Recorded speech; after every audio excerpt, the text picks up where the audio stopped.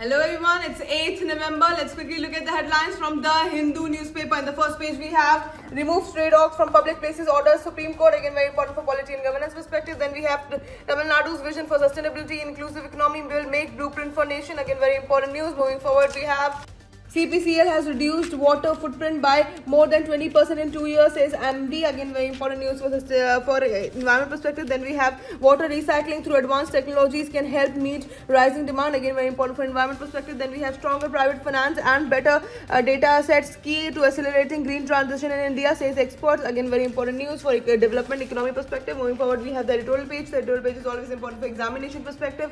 The first editorial says economics and a Mamdani model, big Apple style. Again, very important for international issues perspective. Moving forward, we have Trump hints at possible India visit next year, calls Modi a great man. Again, very important for international issues perspective. Moving forward, we have Maharashtra sends proposal to relocate leopards to Vantara. Again, very important for environment perspective. Moving forward, we have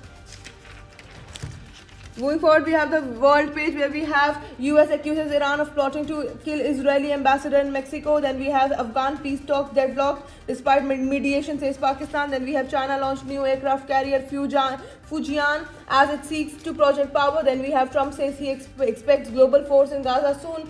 Then we have flight cancellations in US up as airlines comply with order. Then we have US military plans to establish presence in an airbase in Damascus, says sources. Then we have lastly we have blast Sheikh Mosque in Indonesian school, injure over 50 people.